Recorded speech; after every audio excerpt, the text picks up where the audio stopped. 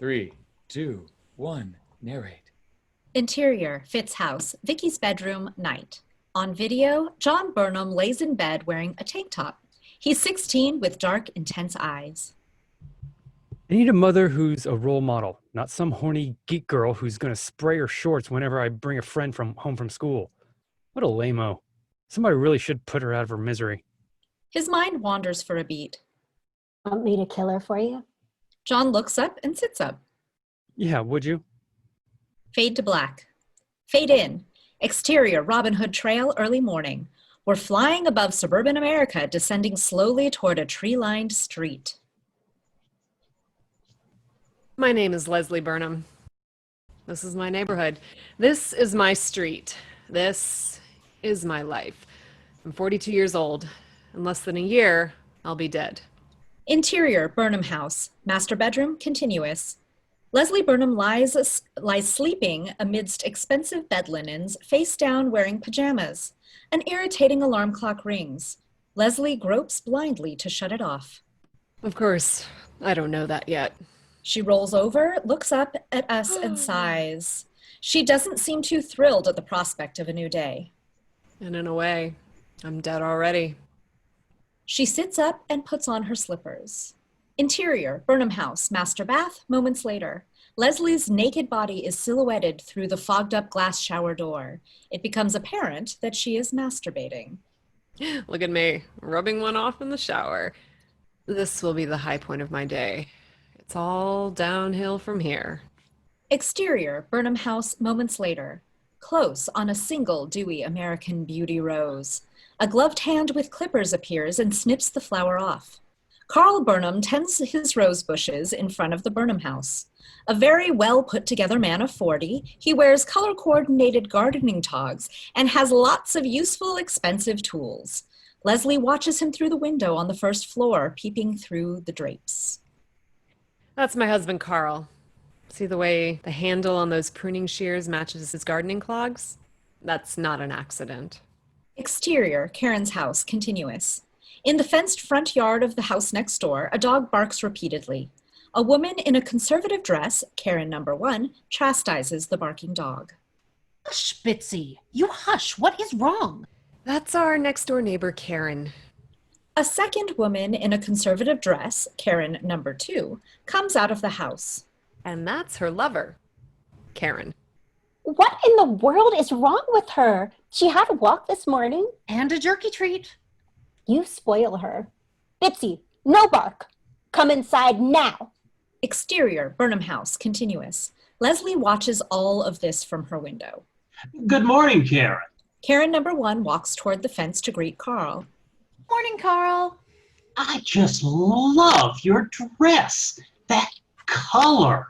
Well, I just love your roses. How do you get them to flourish like this? Well, I'll tell you. Eggshells and Miracle-Gro. Karen number 1 and Carl continue to chat, unaware that Leslie is watching them. Man, I get exhausted just watching him.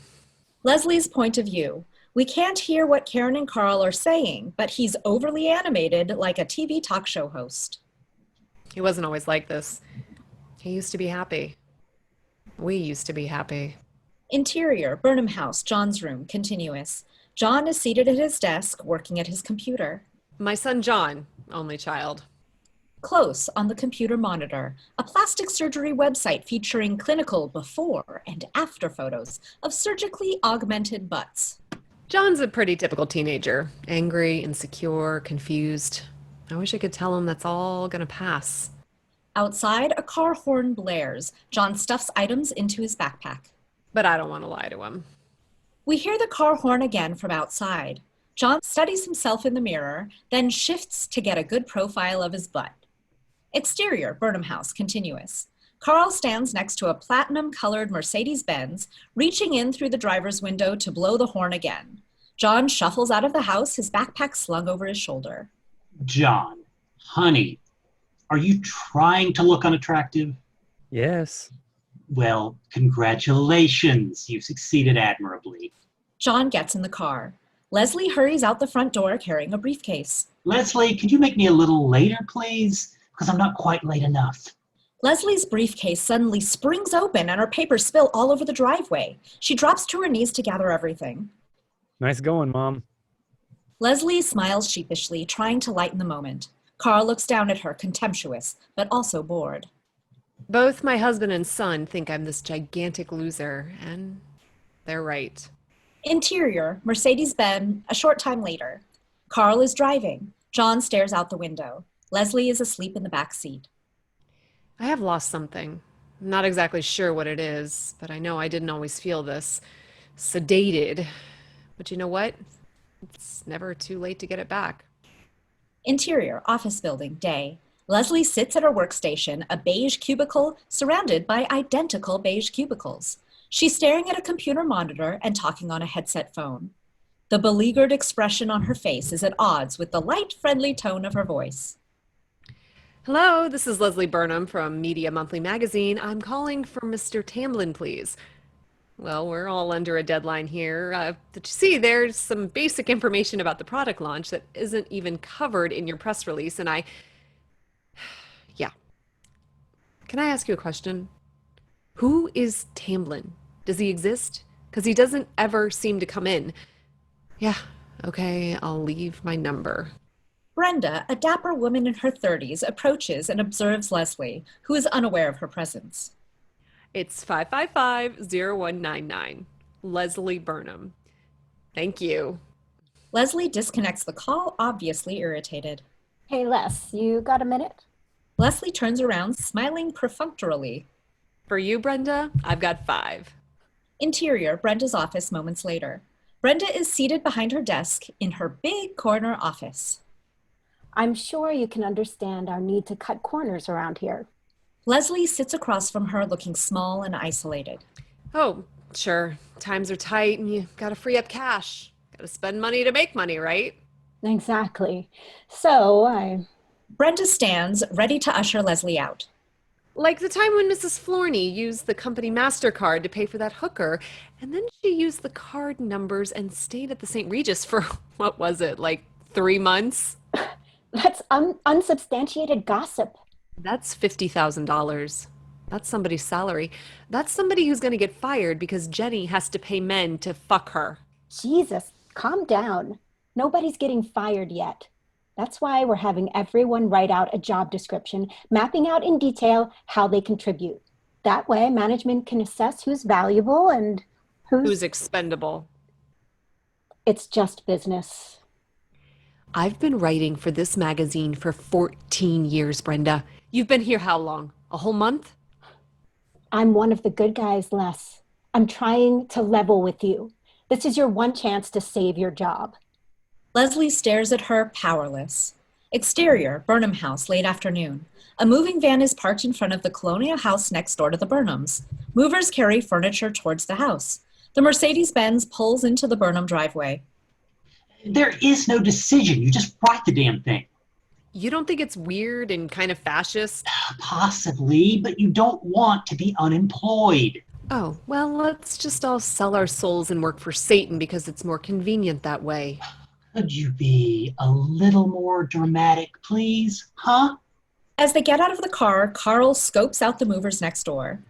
So we finally got new neighbors. You know, if the Lomans had let me represent them instead of the real estate queen, that house would have never sat on the market for 6 months.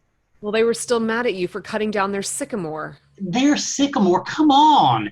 A substantial portion of the root structure was on our property. You know that.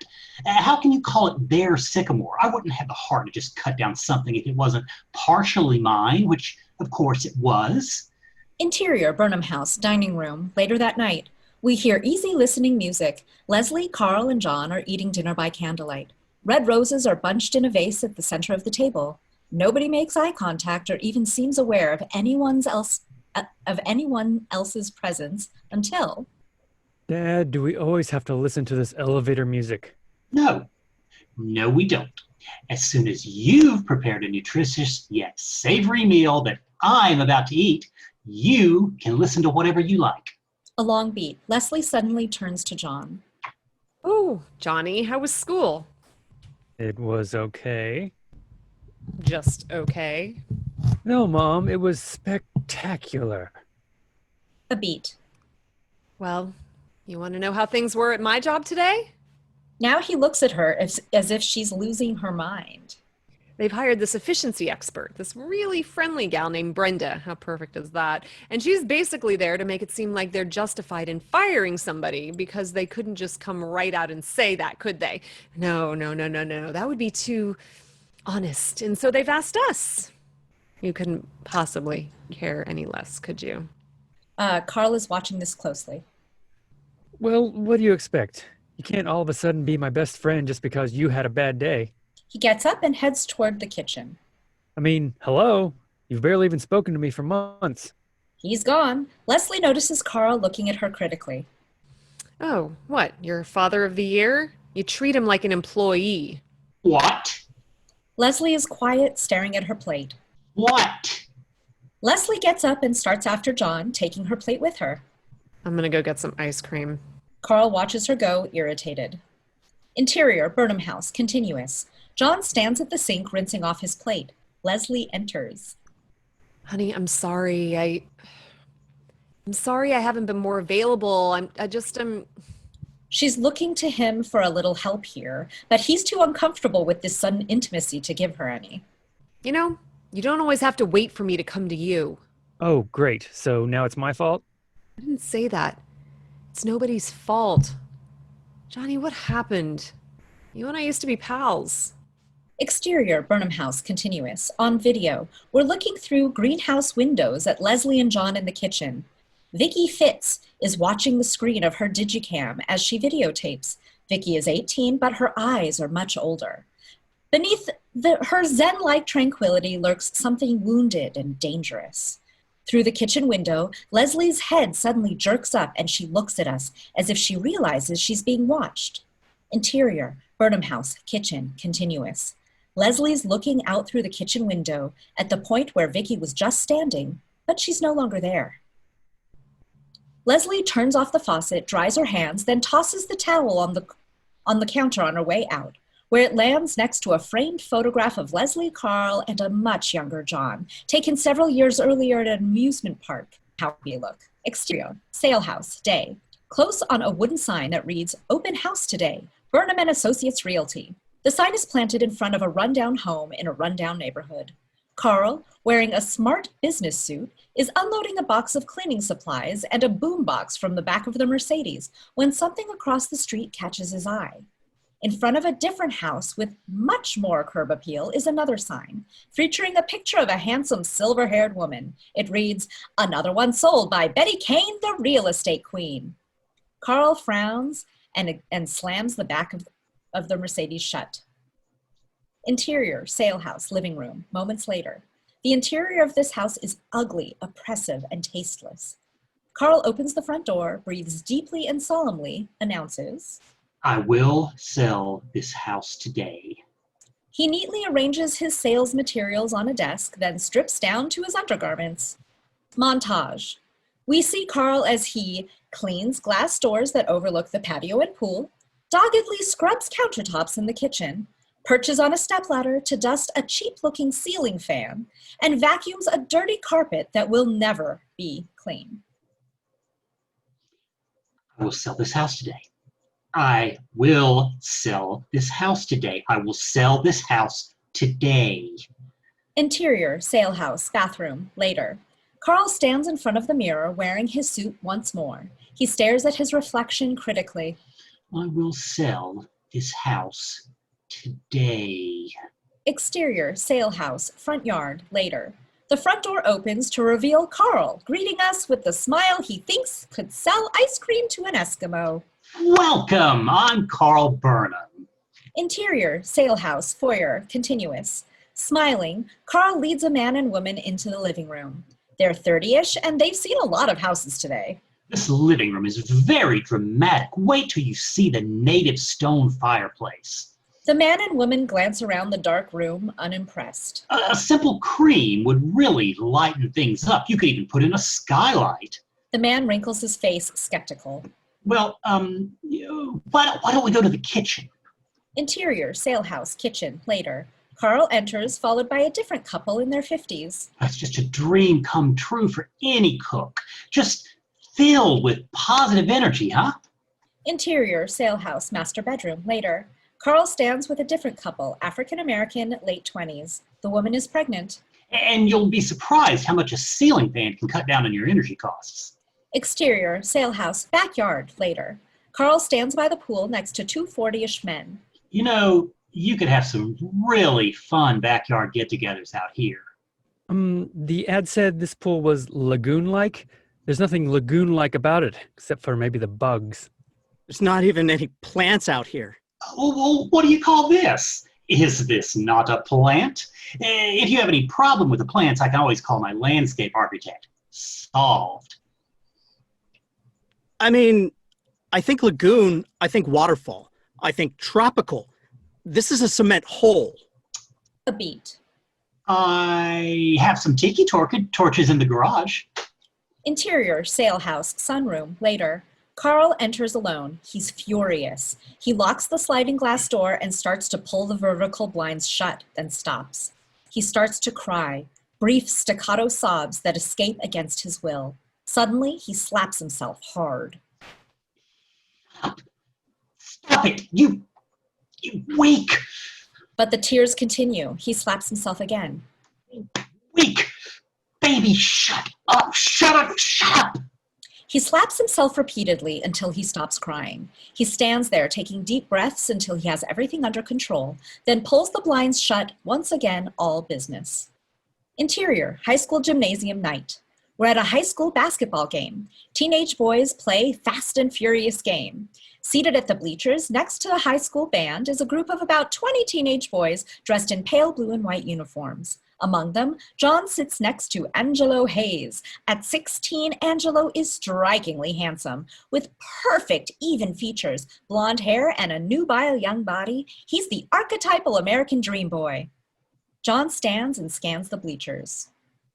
Who are you looking for? My parents are coming tonight.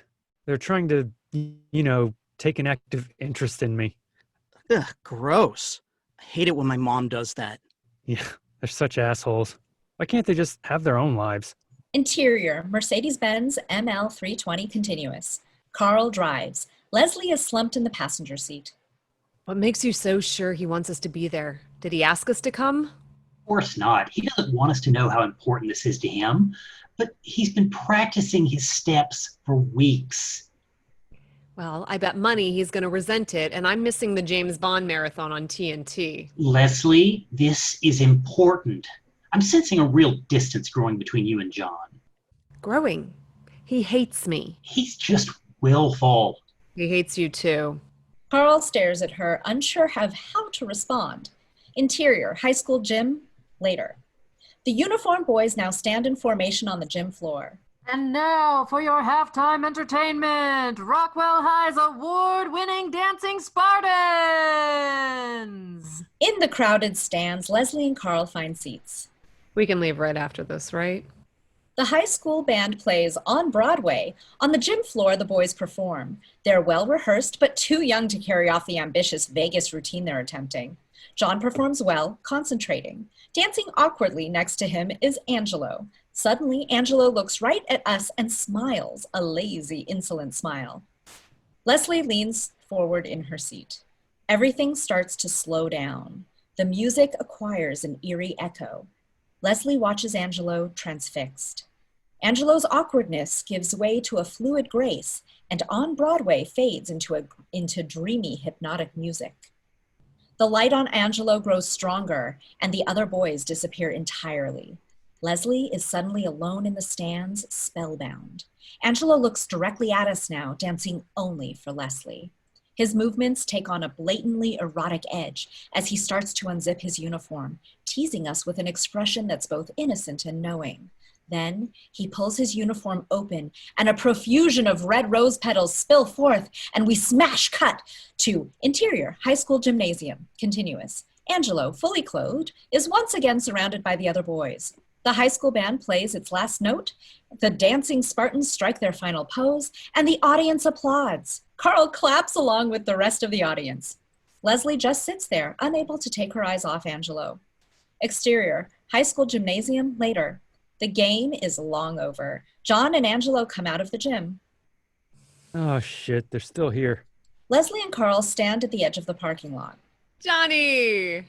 Hi, I really enjoyed that. He crosses reluctantly towards his parents, followed by Angelo. Congratulations, honey. You were great. I didn't win anything. Hi, I'm Leslie, Johnny's mom. Oh, hi. This is my friend, Angelo Hayes. Okay, good to meet you. You were also good tonight. Very precise. Thanks. Nice to meet you, Angelo. Honey, I'm so proud of you. I watched you very closely and you didn't screw up once. Huh. Well, okay, we have to go. He starts towards the parking lot. Leslie stays behind. So, what are you guys doing now? Mom. We're going out for pizza. Oh, really? Do you need a ride? We can give you a ride. I have a car. You want to come with us? Thanks, but I have a car. Oh, you have a car. Oh, it's great. That's great because Johnny's thinking about getting a car soon too, aren't you, honey? Mom, Dad's waiting for you. Well, it was very nice meeting you, Angelo. Any friend of Johnny's is a friend of mine. Angelo smiles, aware of the power he has over her. Well, I'll be seeing you around then. Leslie waves awkwardly as she crosses off. Could she be any more pathetic? I think it's sweet. And I think your father and her have not had sex in a long time. Interior, Burnham House, master bedroom, a few hours later. Close on a solitary red rose petal as it falls slowly through the air. We're looking down on Leslie and Carl in bed. Even in sleep, Carl looks determined. Leslie is awake and stares up at us. It's the weirdest thing. The rose petal drifts into view, landing on her pillow. I feel like I've been in a coma for about 20 years, and I'm just now waking up. More rose petals fall onto the bed, and she smiles up at Angelo, naked, floating above. A deluge of rose petals falls around him. His hair fans out around his head and glows with a subtle burnished light. He looks down at us with a smile that is all things. Leslie smiles back and laughs as rose petals cover her face. Spectacular. Exterior, Robin Hood Trail, continuous. A white BMW convertible is parked on the street outside the Burnhams' house. We hear laughter from inside. Interior, Angelo's BMW, continuous. Angelo is behind the wheel, John in the passenger seat. They're passing a joint back and forth. I'm sorry my mom was so weird tonight. It's okay. I'm used to girls drooling over me. It started when I was about 12. I'd go out to dinner with my parents every Thursday night, Red Lobster, and every woman there would stare at me when I walked in. And I knew what they were thinking. Just like I knew girls at school thought about me when they touched themselves. Vomit. No, I liked it. And I still like it. If people who I don't even know look at me and want to fuck me, it means I really have a shot at being a model. Which is great. Because there's nothing worse in life than being ordinary. An awkward beat. John stares at the floor. I really think that'll happen for you. Oh, I know. Because everything that was meant to happen does, eventually. Exterior, Burnham House, continuous. On video, John gets out of the car, still laughing, and waves as Angelo pulls away. We zoom towards John as he walks up the driveway. He turns suddenly, sensing a presence. He's looking at the colonial house next door, where the moving van was parked earlier. The front porch is shrouded in darkness. Then, a porch light abruptly reveals Vicky. As usual, she's dressed conservatively. There is a beeper attached to her belt, and her digicam dangles loosely around her neck. Irritated, John stares at her, hard. Bitch. She looks back at him curiously, then raises her digicam and starts to videotape him. On video, John, angry and self-conscious, turns and walks quickly towards his house, flipping us off as he goes. Interior, Burnham House, foyer, continuous. John enters, closes and locks the door. He quickly turns off the light, then peeks through the window. There's no sign of Vicky. John turns back into the room, his heart racing, and smiles. Interior, Burnham House, John's bedroom, the next morning. Leslie, dressed for work, goes through John's address book. We hear the shower running in the adjacent bathroom. She grabs John's phone and dials, then stands with the receiver to her ear, nervous. Hello? Hello? Leslie is frozen, unable to speak. Suddenly, the shower is turned off. Leslie hangs up and exits quickly. A moment later, the phone rings. John emerges from the bathroom, a towel wrapped around his torso. He picks up the phone. Hello? Interior, Hayes' house, Angelo's bedroom, continuous. Angelo is sprawled across his bed on the phone. Why'd you call me? Intercut with John in his bedroom. I didn't. Well, my phone just rang and I answered it. And somebody hung up and then I star 69'd and it called you back. I was in the shower. Then John notices his address book is open to the H page. Oh, gross. Exterior, Burnham House, continuous. On video, we're across from John's window looking in. John picks up the address book, frowning. Vicky, breakfast. Interior, Fitz's house, Vicky's bedroom, continuous. Vicky stands at her window videotaping. She lowers her digicam, but her eyes remain locked on John across the way. Be right there. Interior, Fitz's house, kitchen, moments later. Bradley Fitz stands at the stove, flipping bacon strips mechanically, his eyes focused elsewhere. At least 10 years younger than his wife, the Colonel. He's attractive in a Ward Cleaverish way. The Colonel sits at the dinette reading the Wall Street Journal. Vicky enters. Dad? Startled, Bradley turns to her. Hello. As he attempts to serve her bacon. I don't eat bacon, remember? I'm sorry, I must have forgotten. Vicky serves herself scrambled eggs from another pan, then joins her mother at the table. What's new in the world, Mom? Country is going straight to hell. A doorbell rings. The Colonel and Bradley look at each other, alarmed. Are you expecting anyone? No. The Colonel heads towards the living room, a little puffed up. Interior, Fitz's house, foyer, moments later. The Colonel opens the front door to reveal the two Karens. Hi. Welcome to the neighborhood. Karen number 1 holds out a basket filled with flowers, vegetables, and a small white cardboard box tied with raffia. Just a little something from our garden. Except for the pasta, we got that at Filati's. It is unbelievably fresh. You just drop it in the water and it's done. The Colonel stares at them, suspicious. Karen Ohlmeyer, 2 doors down. Welcome to the neighborhood. Colonel Fran Fitz, U.S. Marine Corps. Nice to meet you. And this is my partner. Karen Berkeley, but people call me KB. Yeah, let's cut to the chase, okay? What are you guys selling? Nothing. We just wanted to say hi to our new neighbors. Yeah, but you said you're partners, so what's your business? The Karens look at each other, then back at the Colonel. Well, she's a tax attorney. And she's an anesthesiologist. The Colonel looks at them confused. Then it dawns on her. Interior, Colonel's Ford Explorer, later. The Colonel drives, staring darkly at the road ahead. In the passenger seat, Vicky is using a calculator and jotting numbers down in a notebook. How come these dykes always have to rub it in your face? How can they be so shameless? That's the whole thing, Mom. They don't feel like it's anything to be ashamed of. The Colonel looks at Vicky sharply. Well, it is. Yeah, you're right. The Colonel's eyes flash angrily. Don't placate me like I'm your father, girl. Vicky sighs, then looks at her mother. Forgive me, ma'am, for speaking so bluntly, but those dykes make me want to puke my fucking guts out. The Colonel is taken aback, but quickly covers. Me too, hon. Me too. Case closed, Vicky goes back to her calculations. Exterior, high school campus, a short time later. John and Angelo are standing with 2 other teenage boys. I'm serious. She just pulled down her pants and showed it off. You know, like, say hello to Mrs. Happy. Gross. It wasn't gross. It was kind of cool. So, did you do it with her? Of course I did. She's a really well-known photographer. She shoots for Elle on, like, a regular basis. It would have been so majorly stupid of me to turn her down. You are a total prostitute. Hey, that's how things really are. You just don't know because you're this pampered little suburban dude.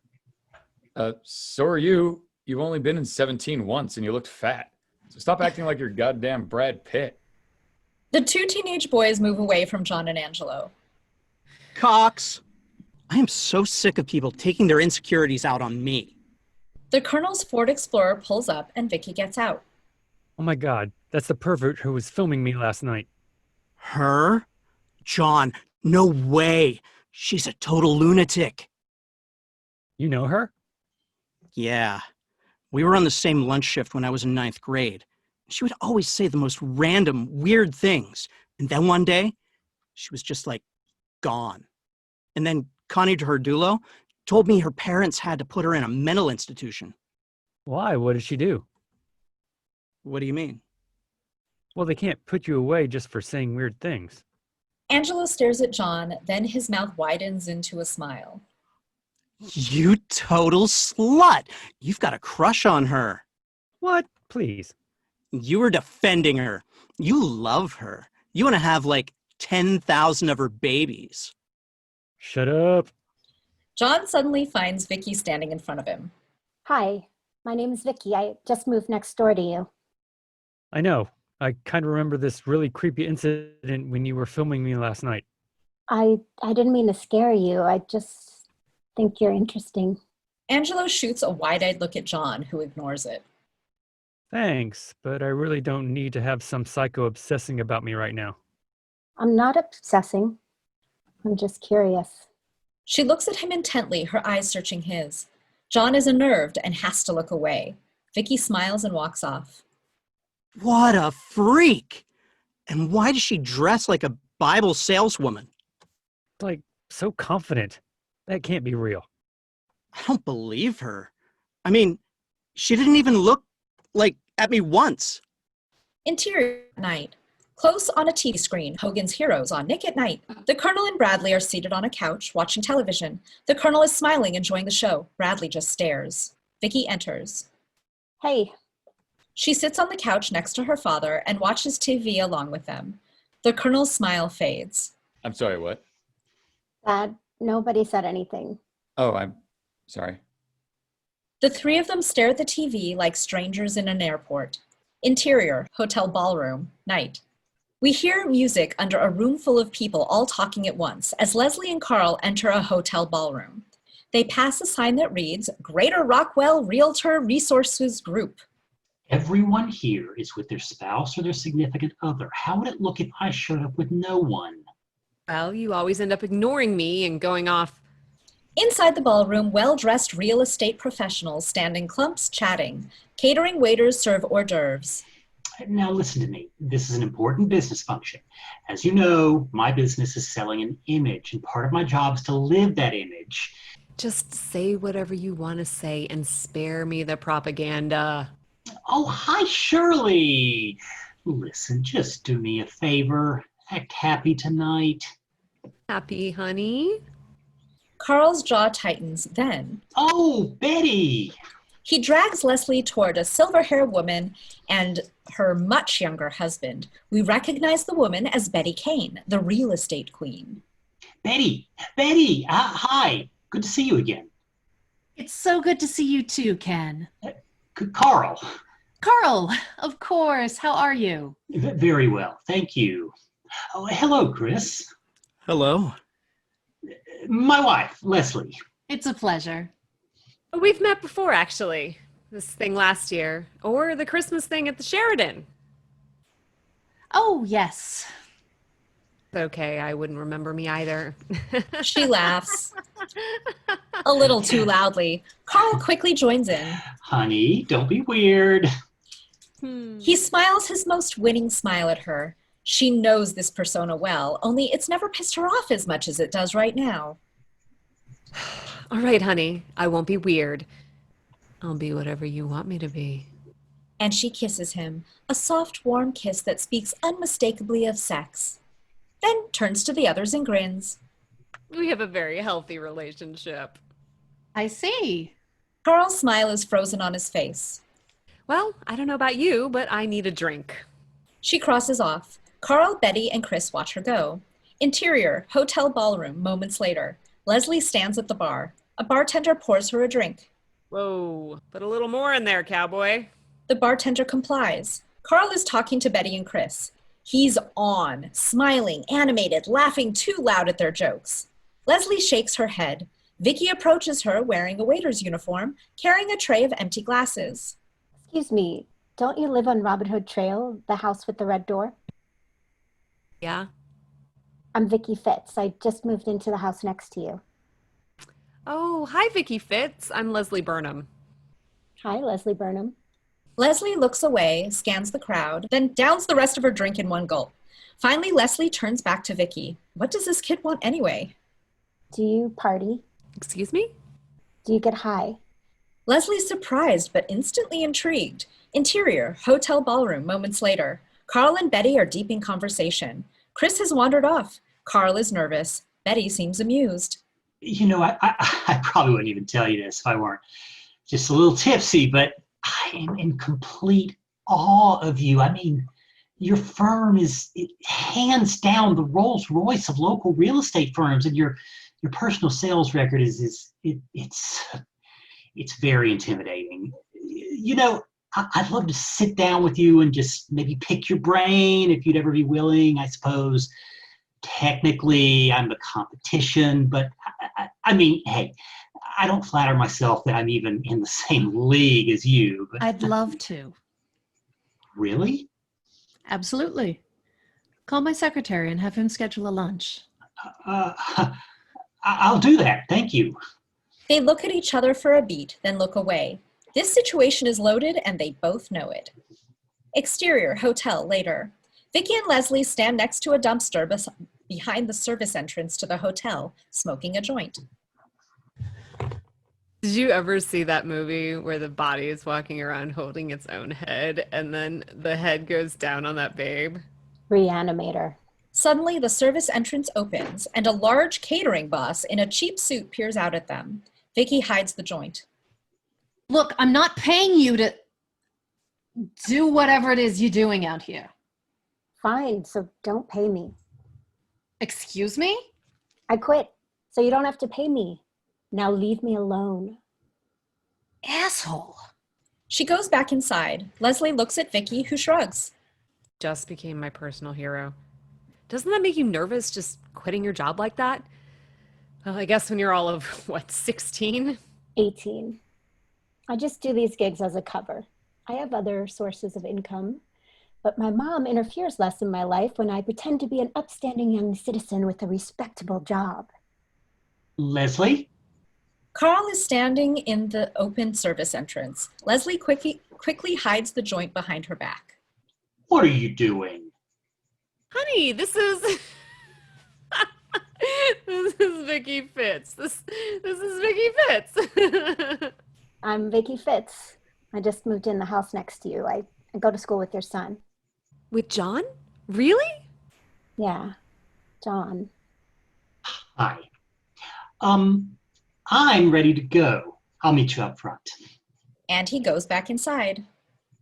Oh, I'm in trouble. Nice meeting you, Vicky Fitz. Thanks for the thing. Anytime. Leslie goes inside. Leslie, if you want any more, you know where I live. Interior, Burnham House, family room, later. John and Angelo are watching MTV. We hear the back door open. Oh, shit. They're home. Quick, let's go up to my room. John switches off the TV. I should say hi to your mom. I don't want to be rude. He starts towards the kitchen. John doesn't like this. Interior, Burnham House, kitchen, continuous. Leslie enters and opens the refrigerator. Nice suit. She turns and is instantly transfixed by Angelo leaning against the counter, twirling his hair. You're looking good, Mrs. Burnham. He starts toward her. Last time I saw you, you looked kind of wound up. Ooh, is that root beer? He reaches inside the refrigerator to grab a bottle. As he does, he moves to place his other hand casually on Leslie's shoulder.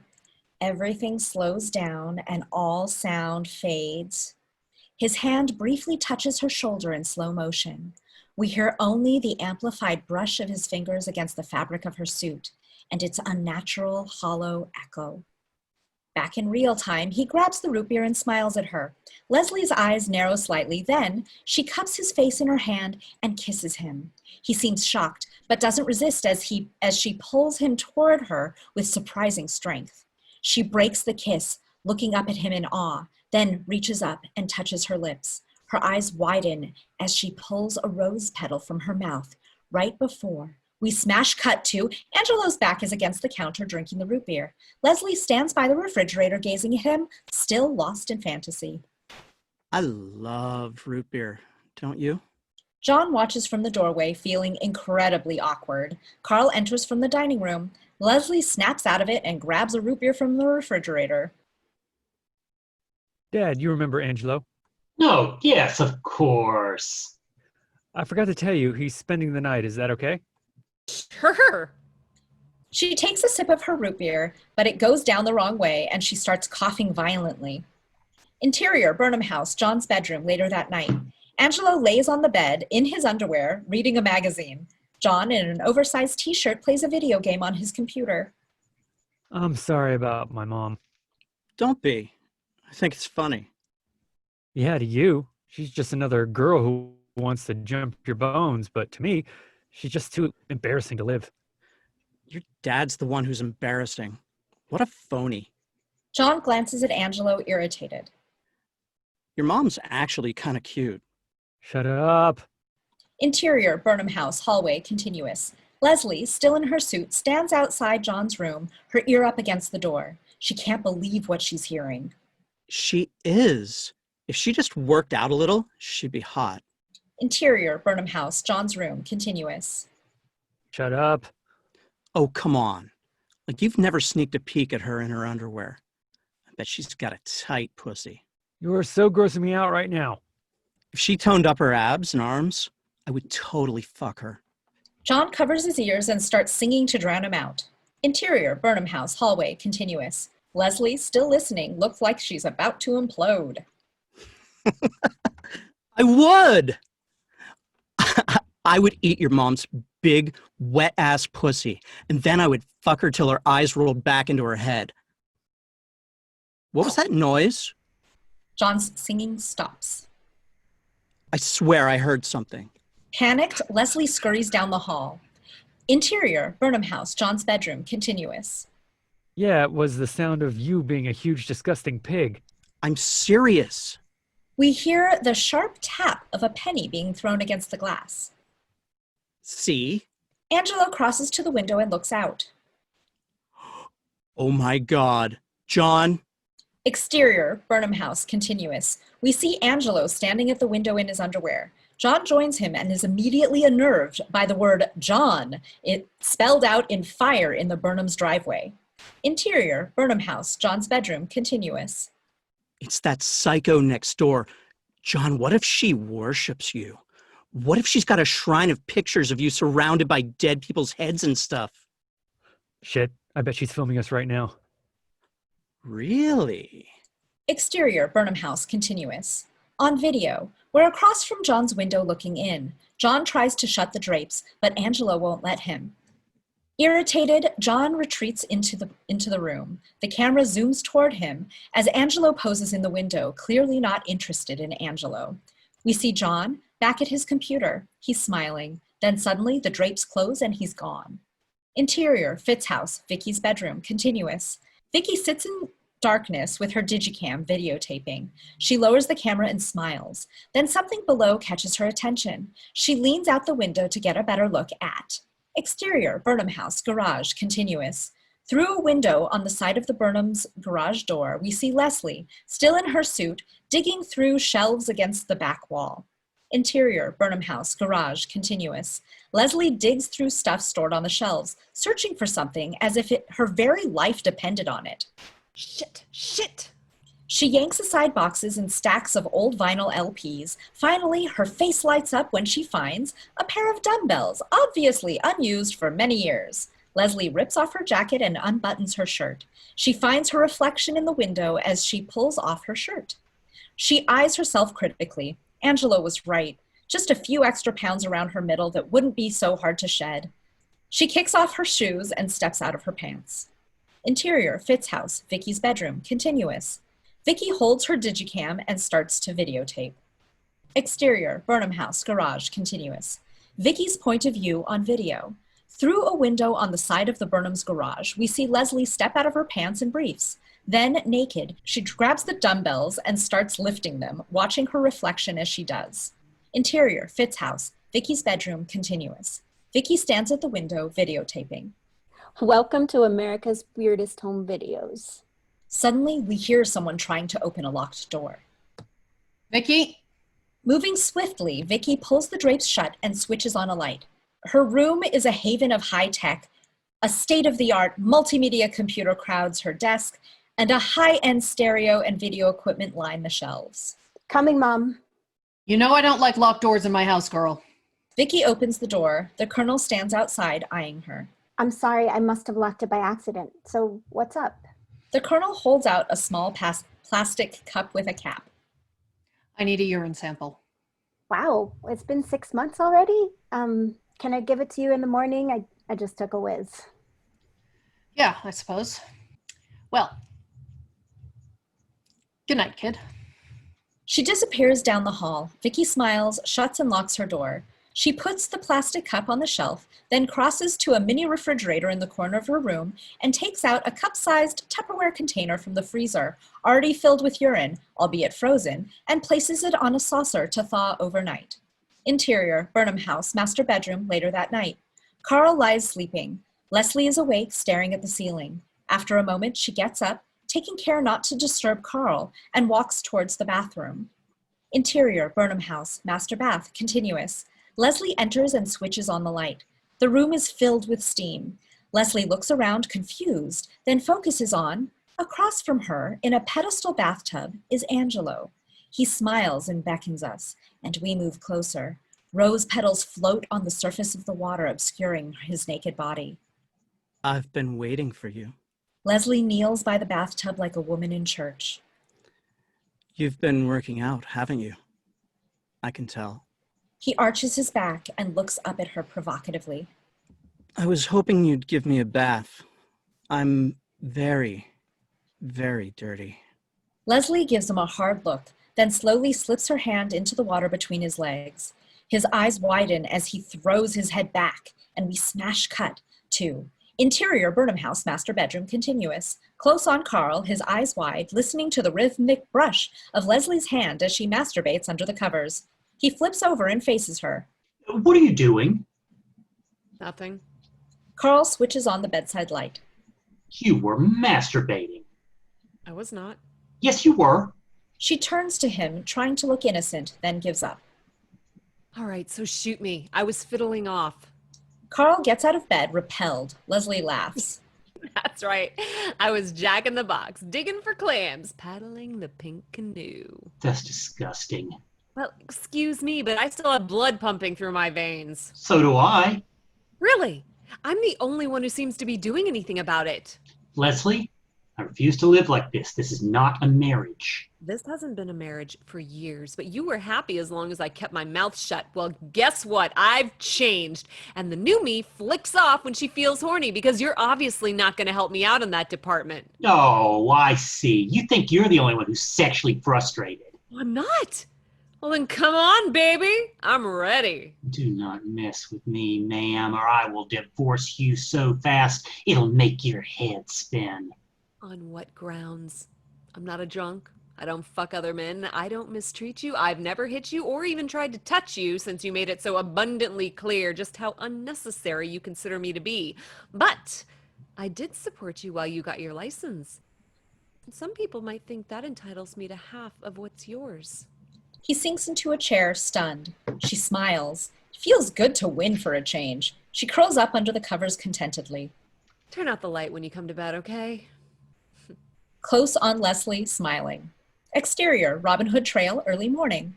We're flying high above the neighborhood. Below us, we see the two Karens jogging. We approach them steadily. It's a great thing when you realize you still have the ability to surprise yourself.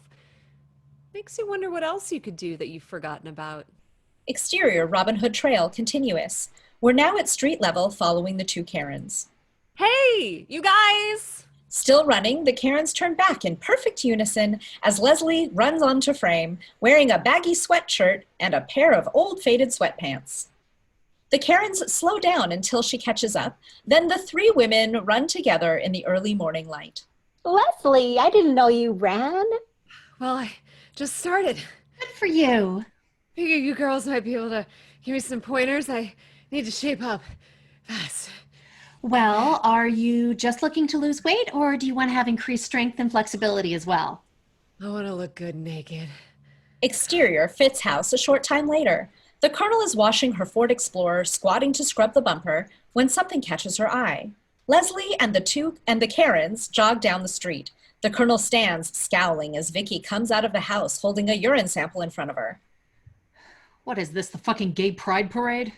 Leslie breaks off from the two Karens and jogs up to Vicky and the Colonel, out of breath. Yeah, Vicky. My entire life is passing before my eyes, and those two have barely broken a sweat. She laughs and extends her hand to the Colonel. Oh, sorry. Hi, Leslie Burnham. I live next door. We haven't met. Colonel Fran Fitz, U.S. Marine Corps. Whoa. Welcome to the neighborhood, ma'am. She salutes the Colonel good-naturedly, grinning. The Colonel doesn't think it's funny.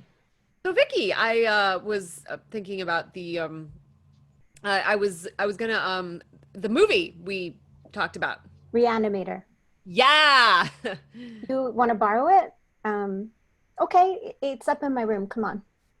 She heads into the house. Leslie waves at the Colonel, then follows her. The Colonel watches them go, her eyes dark. Interior, Fitz house, Vicky's bedroom moments later. Vicky enters, followed by Leslie. Can you hold this for a sec? Sure. She gives the urine specimen to Leslie, then locks the door. I don't think my mom would try to come in when somebody else is here, but you never know. Vicky crosses to a bureau and opens a drawer. She takes clothing out and piles it on her bed. What's this? Urine.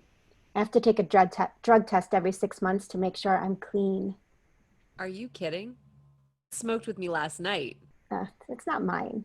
One of my clients is a nurse in a pediatrician's office. I cut her a deal. She keeps me in clean piss.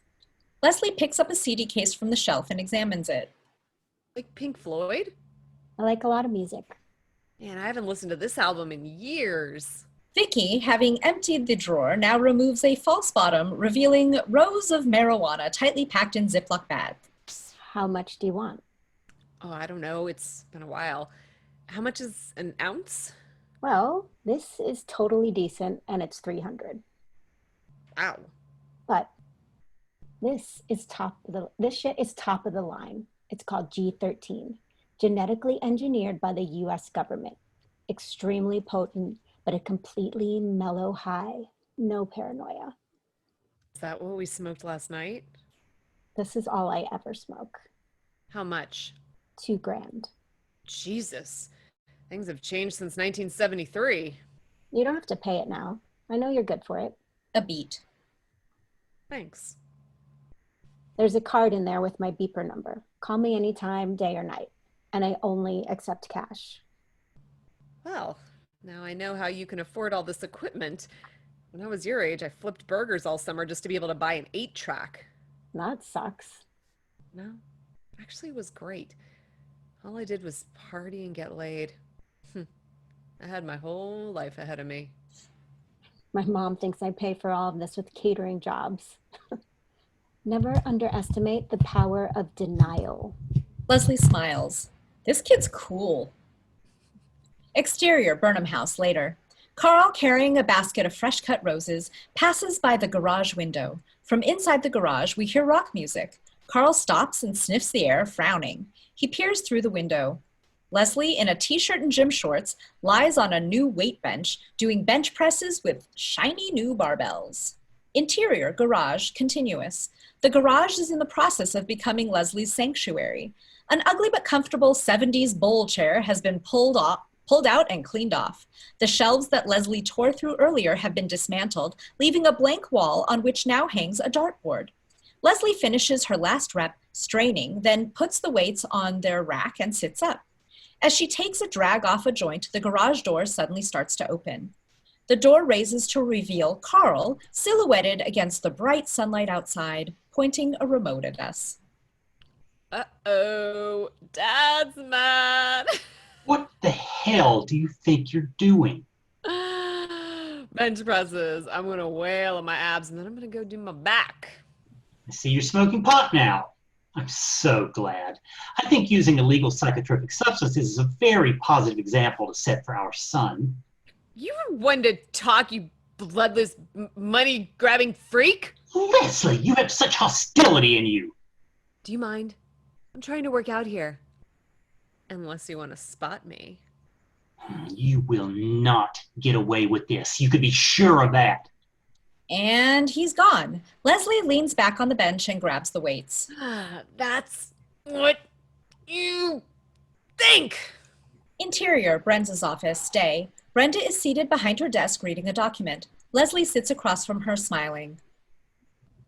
My job consists of basically masking my contempt for the assholes in charge and at least once a day retiring to the women's room so I can chill off while I fantasize about a life that doesn't so closely resemble hell. Well, you obviously have no interest in saving yourself. Oh, Brenda. For 14 years, I've been a whore for the advertising industry. The only way I could save myself now is if I start firebombing. Whatever. Management wants you gone by the end of the day. Ow!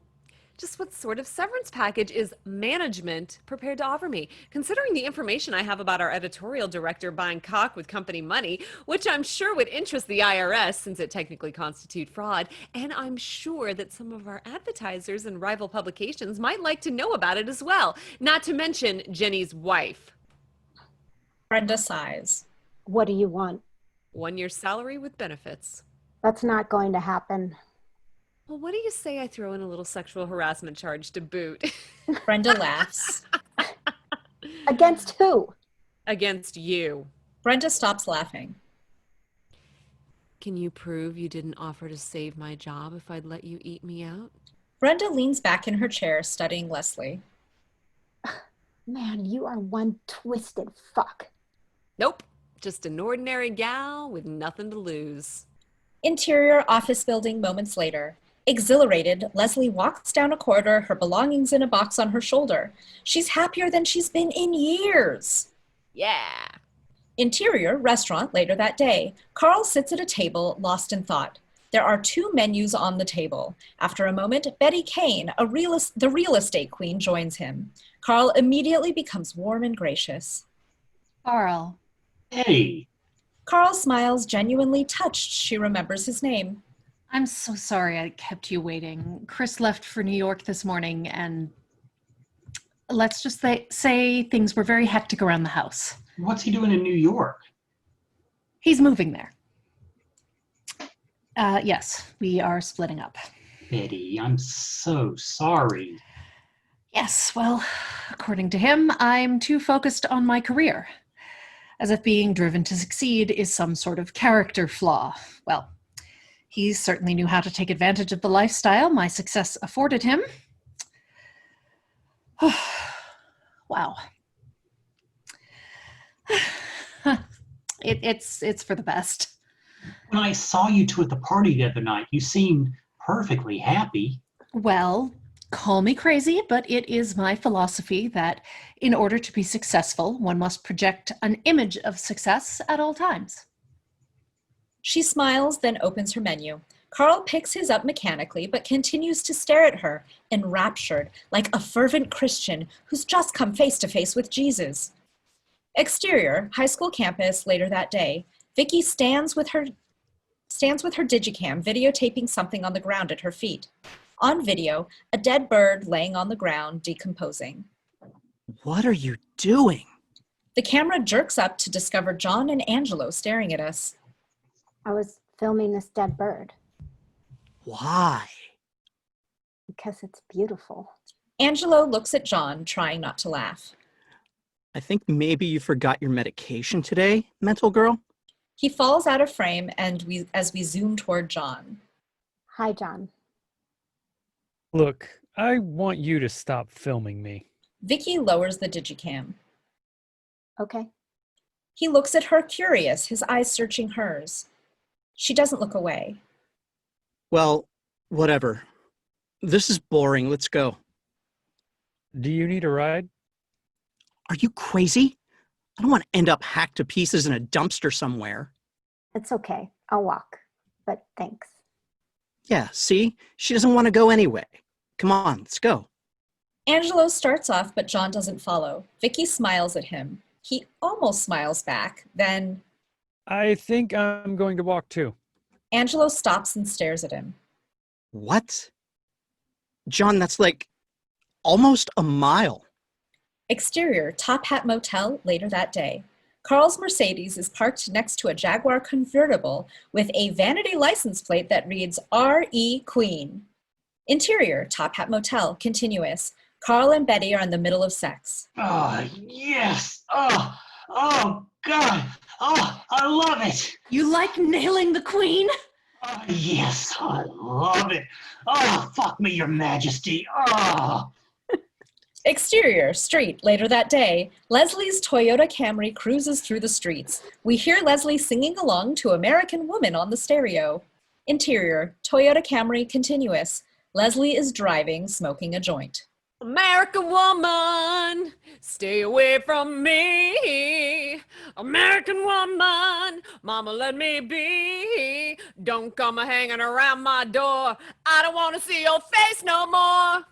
Exterior, Mrs. Smiley's, continuous. Leslie continues singing along to American Woman as the Camry pulls into the parking lot of a fast food restaurant. Leslie pulls up to the drive-through speaker box. Smile, you're at Mrs. Smiley's. Leslie turns down the volume on the stereo. What? Would you like to try our new bacon and egg fajita? Just $1.29 for a limited time only. No, but thank you. I'll have a big barn burger, smiley fries, and an orange soda. Please drive up to the window, thank you. She pulls the car around to the window where a teenage boy wearing a headset is waiting. Smile, you're at Mrs. Smiley's. That'll be $4.89, please. Leslie pays him. As he hands her the food, she notices a sign in the corner of the window that reads, "Now taking applications." Would you like some smiley sauce? No, actually, I'd like to fill out an application.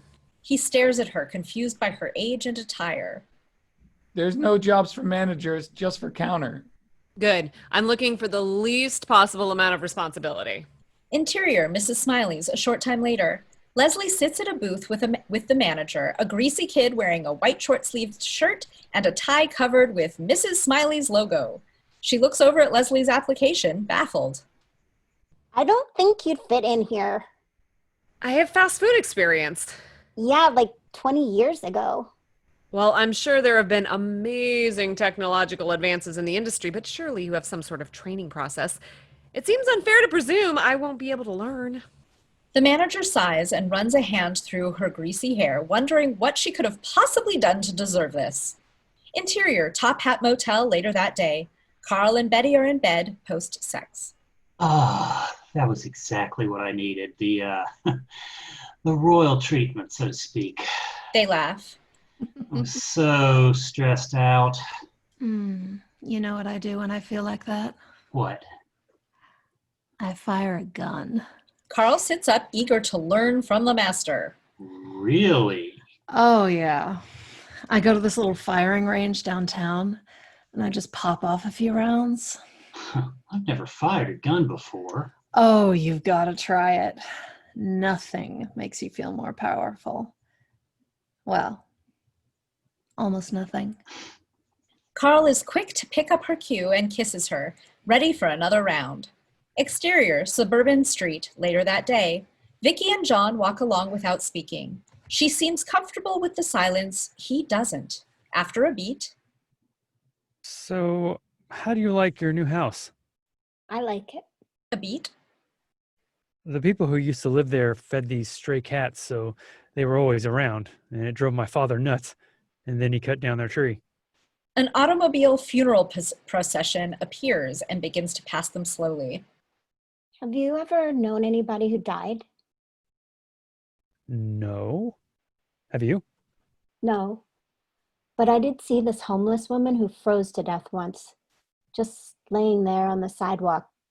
She looked really sad. They watch the funeral cars pass. I got that homeless woman on video Why would you film that? because it was amazing. What was amazing about it? A beat. When you see something like that, it's like God is looking right at you just for a second. And if you're careful, you can look right back. And what do you see? Beauty. Interior, Fitz' house, kitchen, moments later. Bradley Fitz stares at the kitchen table, staring off into space as if hypnotized. Behind him, Vicky enters, followed by John. Dad, I want you to meet somebody. Dad? Bradley's eyes flutter and he turns to her slowly. Yes? I want you to meet somebody. This is John. Hi. Oh, my. I apologize for the way things look around here. John glances around. The room is spotless. Interior, Fitz' house, the Colonel's study, moments later. We hear keys turning in the lock. Then the door opens and Vicky enters, holding a ring of keys, followed by John. This is where my mom hides out. Glass cases filled with guns line the walls. I take it she's got a thing for guns. Vicky crosses to a built-in cabinet behind the desk. You gotta see this one thing. She unlocks the cabinet and opens it, revealing shelves stacked with war memorabilia. My mom would kill me if she knew I was in here. Did you steal her keys? No. One of my clients is a locksmith. He was short on cash one night, so I let him pay me in trade. She reaches into the cabinet and carefully removes an oval china platter, which she hands to John. He examines it. Turn it over. Close on the bottom of the plate, a small swastika is imprinted in the center. Oh my God. It's like official state china of the Third Reich. There's a whole subculture of people who collect this Nazi shit. But my mom has this one thing. She puts the platter back into the cabinet and shuts the door, then notices John looking at her oddly. What's wrong? Nothing. No. You're scared of me. No, I'm not. But he is. Vicky studies him. You want to see the most beautiful thing I've ever filmed? Interior, Fitz' house, Vicky's bedroom, moments later. On video, we're in an empty parking lot on a cold, gray day. Something is floating across from us. Are you guys making floaty sounds? Okay. It's an empty...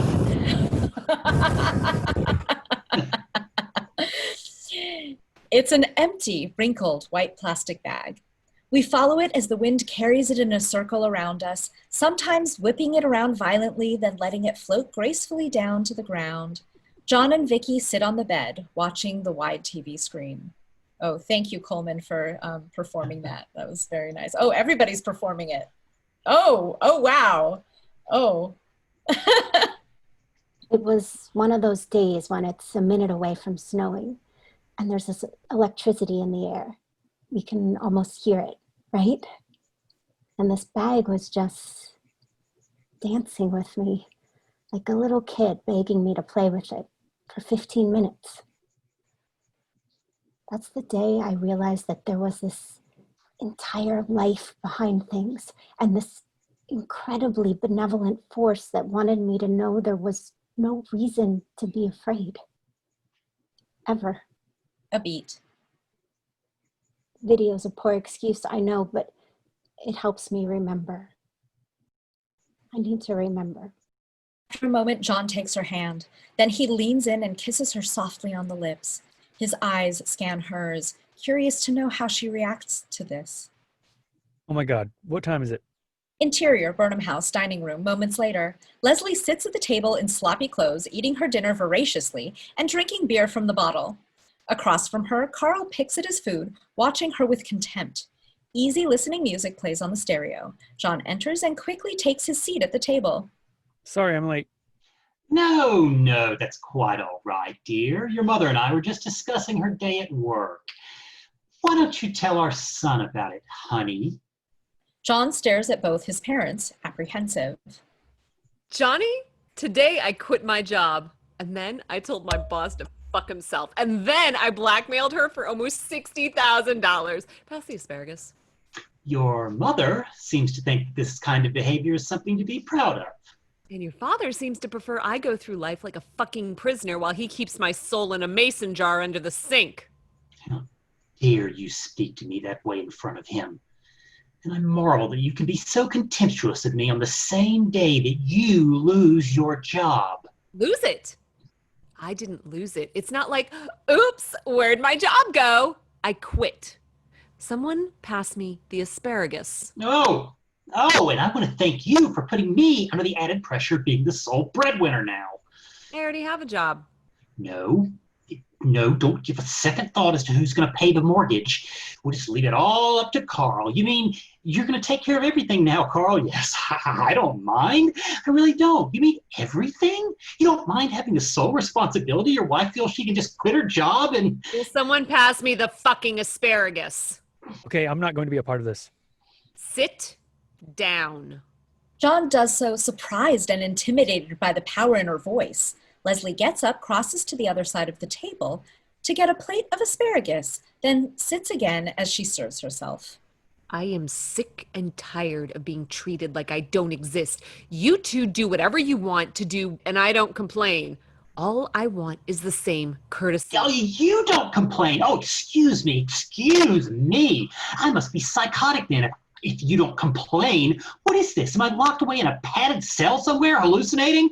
That's the only explanation I can think of. Leslie hurls the plate of asparagus against the wall with such force that it shatters, frightening Carl and John. Don't interrupt me, honey. She goes back to eating her meal as if nothing unusual has happened. Carl sits in his chair, shivering with rage. John just stares at the plate in front of him. Oh, and another thing. From now on, we're going to alternate our dinner music because frankly, and I don't think I'm alone here, I'm really tired of this Lawrence Welk shit. Interior, Burnham House, John's bedroom that night. John is sitting on his bed. There's a knock at the door. Go away. Honey, please let me in. John rolls his eyes, crosses to the door, and lets Carl in. I wish you hadn't witnessed that awful scene tonight, but in a way, I'm glad. Why, so I could see what freaks you and Mom really are? Me? He stares at John, then starts to cry. Oh, Christ, Dad. No. I'm glad because you're old enough now to learn the most important lesson in your life. You cannot count on anyone except yourself. You cannot count on anyone except yourself. It's sad, but true. And the sooner you learn it, the better. Look, Dad, I really don't feel like having a Kodak moment here, okay? Carl suddenly slaps John hard. You ungrateful little brat. Just look at everything you have. When I was your age, I lived in a duplex. We didn't even have our own house. Embarrassed, he quickly leaves. John looks in a mirror and rubs his cheek, then crosses to the window and looks out. Exterior, Fitt's house, continuous. We're across from Vicky's room looking in. She stands at the window with her digicam, videotaping John. On the widescreen TV behind her, we see John standing in his window as he looks across at her. He waves. Vicky just keeps videotaping. A beat, then he starts to take off his shirt. Interior, Fitt's house, Vicky's bedroom, continuous. We're behind Vicky as she videotapes John in his window. He has now removed his shirt. He stands there in his underwear, then reaches down. On video, we zoom toward him as he takes off his underwear clumsily. He's obviously embarrassed, but he's gone this far and there is no turning back. He stands there with his penis exposed, trying to look defiant, but he's achingly vulnerable. Suddenly, the door is thrown open and the Colonel enters, incensed. Startled, Vicky turns around. As soon as her eyes meet her mother's, she knows what's up. You little bitch! Vicky scrambles to dodge her mother, but the Colonel is too fast. She punches Vicky in the face, knocking her to the floor. How'd you get in there? Exterior, Burnham House, continuous. From his window, John watches, pulling the drapes in front of him. Exterior, Fitt's house, continuous. In the window across from him, the Colonel proceeds to give Vicky a serious beating, punching her in the face. Interior, Fitt's house, Vicky's bedroom, continuous. Vicky's lip is bleeding, but she maintains a steady gaze as her mother continues this violence. How? How? Come on, get up!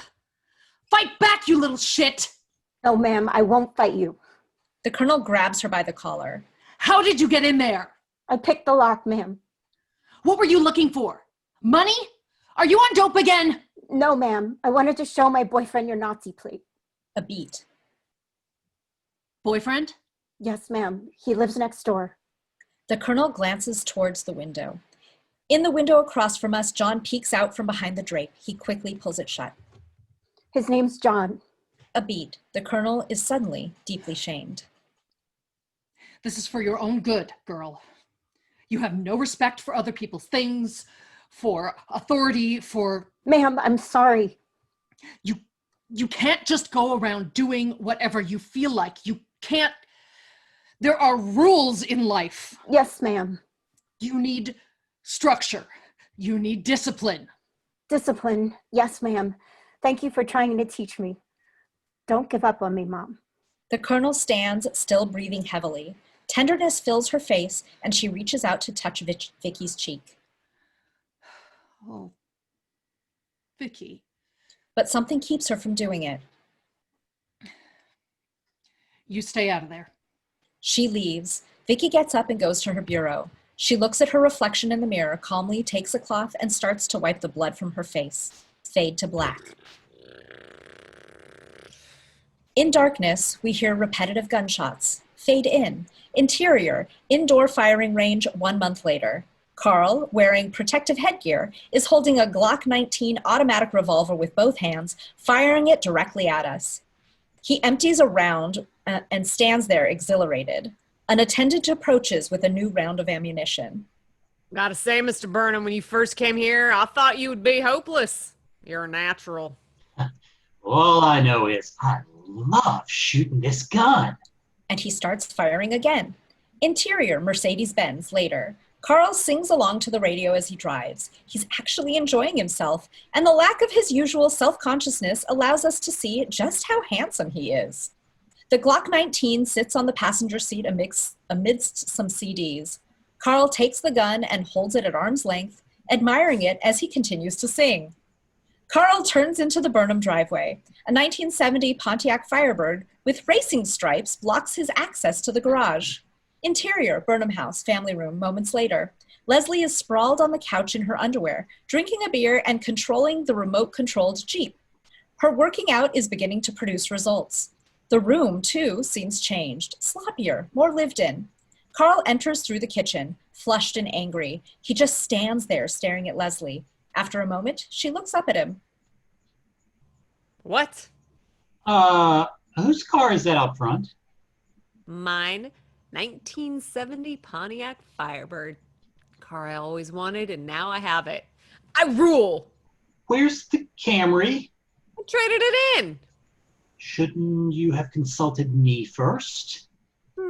Let me think. No, you never drove it. Have you done something different? You look great. Where's John? John's not home. We have the whole house to ourselves. She smiles at him playfully. He stares back, annoyed. It's the same look he had at the beginning, when she dropped her briefcase. But whatever power that look had is gone. Leslie just laughs. Christ, Carl. When did you become so joyless? Joyless? I am not joyless. There happens to be a lot about me that you don't know, Miss Smarty Pants. There's plenty of joy in my life. Whatever happened to that boy who used to fake seizures at frat parties when he got bored? And he used to run up to the roof of our first apartment building to flash the traffic helicopters. Have you totally forgotten about him? Because I haven't. His face is close to hers, and suddenly the atmosphere is charged. He pulls back automatically, but it's clear he's drawn to her. She smiles and moves even closer, holding her beer loosely balanced. Then, just before their lips meet, Leslie, you're going to spill beer on the couch. He's immediately sorry he said it, but it's too late. Her smile fades. So what? It's just a couch. This is a $4,000 sofa upholstered in Italian silk. This is not just a couch. It's just a couch. She stands and gestures towards all the things in the room. This isn't life. This is just stuff. And it's become more important to you than living. Well, honey, that's just nuts. Carl stares at her on the verge of tears, then turns and walks out of the room before she can see him cry. I'm only trying to help you. Interior, Fitz house, Vicky's bedroom, night. On video, John lays in Vicky's bed wearing a tank top. A cord leads from the TV to Vicky's digicam. Vicky holds the camera, sitting naked in the chair. It's been almost a month since her mother beat her up, and there are still slight scars on her face. She's aiming her camera at John. Why? It's weird watching myself. I don't like how I look. I can't believe you don't know how beautiful you are. I'm not going to sit here for that shit. He gets out of bed, takes her digicam, and focuses it on her. We see her image in the TV as he videotapes. Ha! How does it feel now? Fine. You don't feel naked? I am naked. You know what I mean. John zooms in on her face, which remains placid. Tell me about being in the hospital. Vicky smiles. When I was 15, my mom caught me smoking dope. She totally freaked and decided to send me to military school. I told you her whole thing about structure and discipline, right? Well, of course I got kicked out. I mean, Mom and I had this huge fight and she hit me. And the next day at school, some kid made a crack about my haircut and he just snapped. I wanted to kill him. And I would have killed him if they hadn't pulled me off. That's when my mom put me in the hospital. And they drugged me up and left me in there for 2 years. Wow, you must really hate her. She's not a bad woman. She grabs a half-smoked joint from an ashtray and lights it. Well, you better believe I'd hate my mother if she did something like that to me. Wait, I do hate my mother. Why? She passes him the joint, then takes the digicam and focuses it on him. We see his image in the TV as she videotapes. She's a total asshole, and she's got this crush on my friend Angelo, and it's disgusting. You'd rather she had the crush on you? Gross, no. But it'd be nice if I was anywhere near as important to her as he is. I know you think my mom's harmless, but you're wrong. She's doing massive psychological damage to me. How? John looks into the camera, a loopy, stoned grin on his face. Well, now I too need structure. A little fucking discipline. They laugh. He lays back on the bed. I'm serious, though. How could she not be damaging me? I need a mother who's a role model, not some horny geek girl who's going to spray her shorts whenever I bring a friend home from school. What a lame-o. Somebody really should put her out of her misery. Her mind wanders for a beat. Want me to kill her for you? John looks up at her and sits up. Yeah, would you? It'll cost you. Well, I've been babysitting since I was about 10. I've got almost $3,000. Of course, I was saving it up for a butt job. He laughs. He stands and sticks out his butt, then falls back on the bed laughing. You know, it's not a very nice thing to do, hiring somebody to kill your mom. Well, I guess I'm just not a very nice guy then, am I? He smiles dreamily at her. She turns the digicam off and the TV screen goes blue. She lowers the camera and looks at him intently. You know I'm not serious, right? Of course. She puts the digicam down and joins John on the bed. A long moment where neither of them speaks. She caresses his hair, gazing into his eyes. Do you know how lucky we are to have found each other? Fade to black.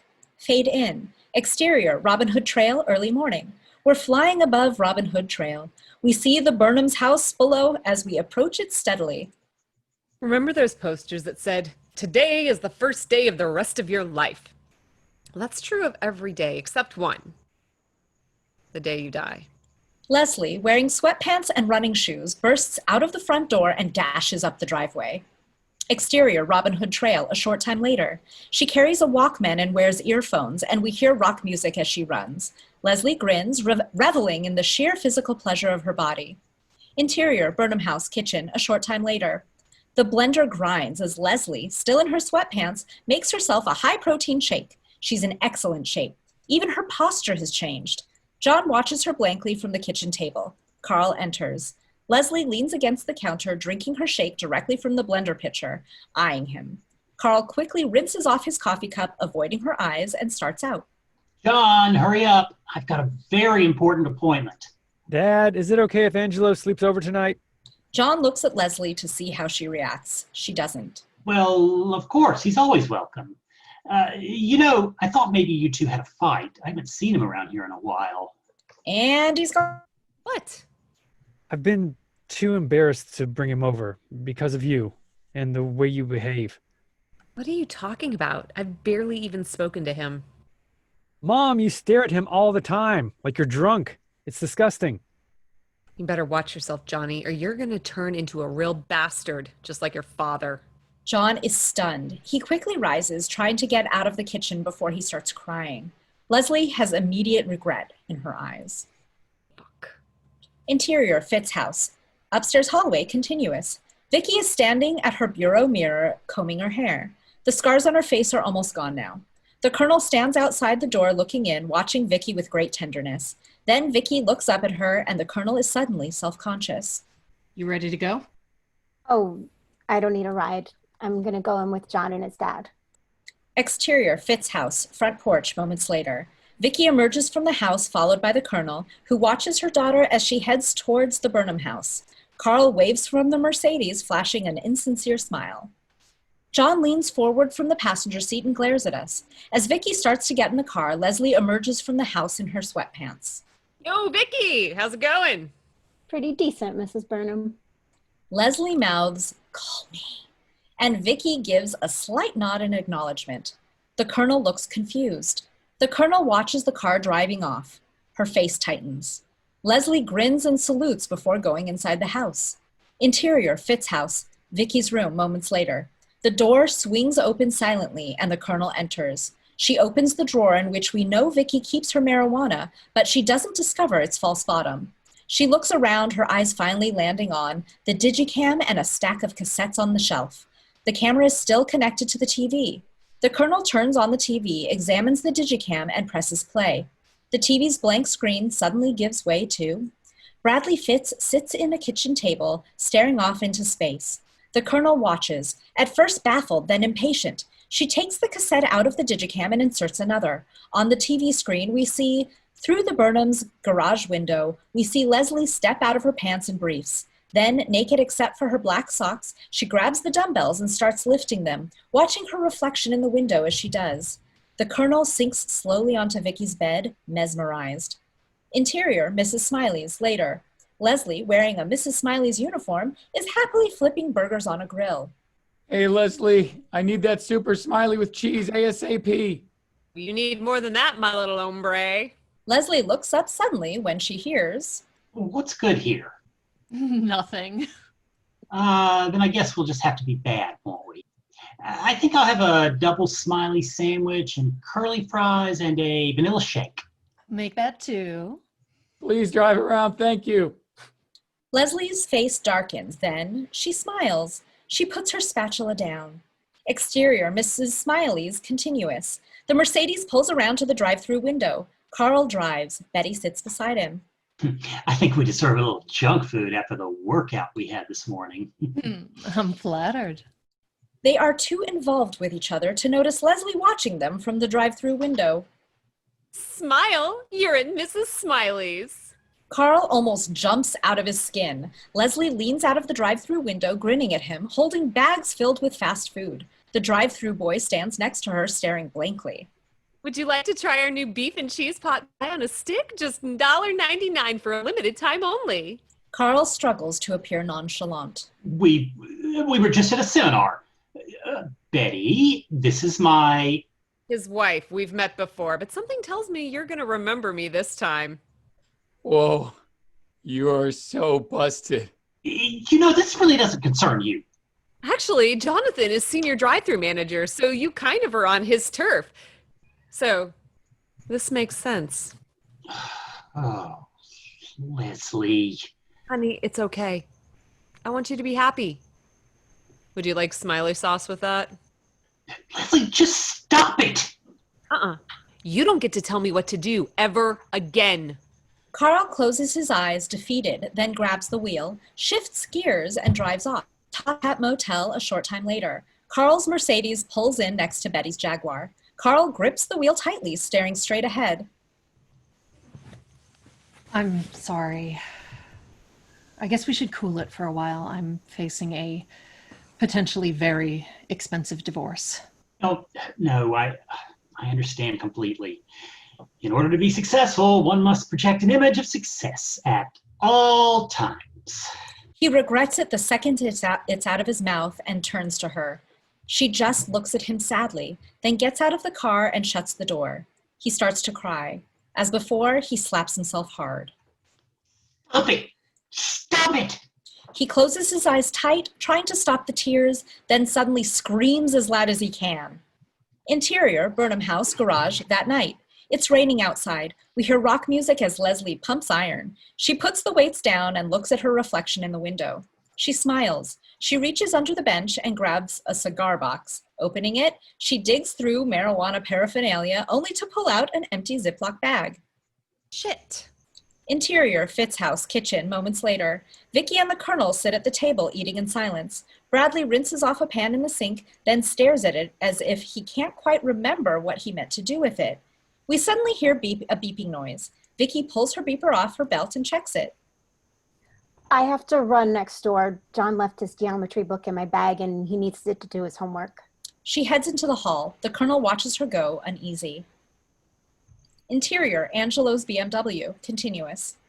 So you and Psycho Girl are fucking on like a regular basis now, right? No.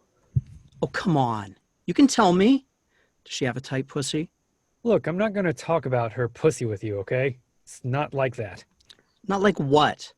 Doesn't she have one? Why don't you want to talk about it? I mean, I tell you every single detail about every girl that I fuck. Yeah, and maybe you shouldn't. All right? Maybe I don't really want to hear all that. Oh, so now that you have a girlfriend, you're like above it? We gotta get you a real woman. Interior, Fitz house, kitchen, continuous. The Colonel rinses off her plate at the sink. Something outside catches her eye, and she cranes her neck to get a better look at the Burnhams' garage window. He sees Leslie, her upper body pumped and glistening in sweat, as she counts out a wad of bills. And then Vicky walks into view. The Colonel's face tightens. Leslie drapes her arm around Vicky as she gives her the money. We can only see Leslie from the waist up, so she looks naked. Interior, Burnham House, garage, continuous. Vicky, her hair wet from the rain, puts the cash in her pocket. Leslie's arm remains draped around her shoulders. You got any papers? Yeah, in the cigar box right over there. You know, put up a fight, dude. You are such a pushover. No, I can't. Really? Okay. And she slaps Vicky playfully on the chest. Vicky grins, then squats down and reaches under the weight bench. You should learn how to roll a joint. Leslie sits in the bowl chair and leans back, her hands behind her head, watching Vicky roll the joint. Interior, Fitz house, kitchen, continuous.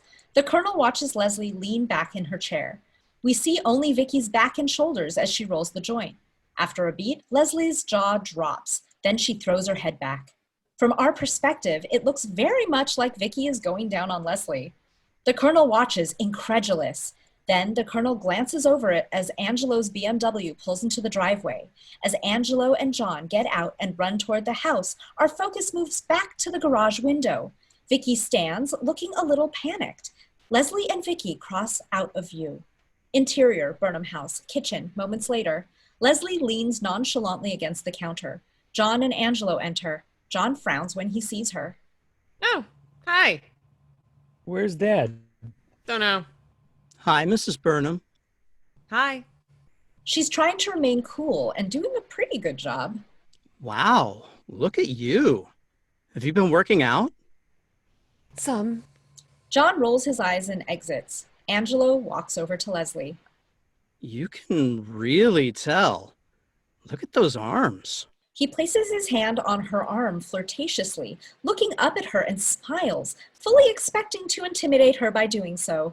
But something has changed, and she isn't intimidated at all. She looks directly back at... You like muscles? Her voice is low and intense. He moves away, suddenly insecure. I should probably go see what John's up to. Andy heads out quickly. Leslie watches him go, baffled. Interior, Fitz's house, Vicky's room, continuous. Vicky enters, wet from the pouring rain, and crosses to her bureau, pulling the wad of cash out of her pocket as she goes. Where'd you get that? Vicky turns, startled. From my job. Don't lie to me. I saw you with her. You were watching me? What did she make you do? Mom, you don't really think me and Mrs. Burnham? Don't you laugh at me! I will not sit back and watch my only daughter become a rug muncher. Jesus, what is with you? The Colonel backhands Vicky so hard it sends the girl sprawling. I swear to God, I will throw you out of this house and never look at you again. You mean that? Damn straight I do. I'd rather you were dead than a fucking dyke. Vicky suddenly smiles. He gets up. You're right. I eat pussy for money. Girl. $2,000. I'm that good. Get out. Oh, and you should see me fuck. I'm the best piece of ass in 3 states. Get out! I don't ever want to see you again. Vicky eyes the Colonel. She's finally discovered a way to break free from her mother, and she can't believe it was this simple. What a sad old woman you are. Get out. Vicky grabs her backpack, turns and walks out the door, leaving the Colonel standing there, glass-eyed and breathing heavily. Interior, Fitz's house, kitchen, moments later. Vicky enters to discover Bradley standing in the middle of the room, clutching a dish, frightened. He's obviously heard her argument with her mother, and he looks into her eyes, searching, aware that something eventful is taking place. Dad, I'm leaving. Okay. Wear a raincoat. I wish things could have been better for you. Take care of Mom. She kisses his cheek softly, then exits out the back door, leaving him standing alone, still clutching his dish. Interior, Fitz's house, Vicky's room, continuous. Vicky dashes through the rain to the Burnhams' front door and knocks. Leslie opens it and lets her in. Exterior, Fitz's house, continuous. The Colonel looks coldly down at her from Vicky's bedroom window, then pulls the drapes shut. Exterior, freeway, continuous. The Mercedes-Benz is parked in the breakdown lane, its hazard lights blinking. Cars zoom past in the rain. Interior, Mercedes-Benz, continuous. Carl sits behind the wheel, listening to a motivational tape on the stereo.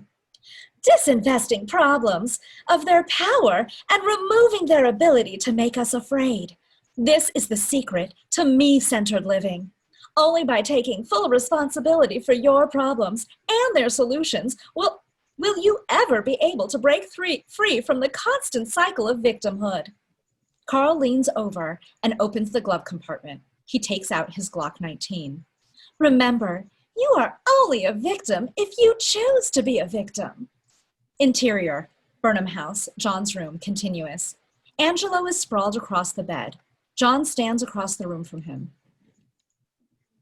I don't think we could be friends anymore. You are way too uptight about sex. Just don't fuck my mom, all right? Please? Why not? There's a knock at the door. John sits up, alarmed. Mom, leave us alone. It's me. John jumps up and opens the door and lets her in. If I had to leave tonight, would you come with me? What? If I had to go to New York to live tonight, would you come with me? Yes. You guys can't be serious.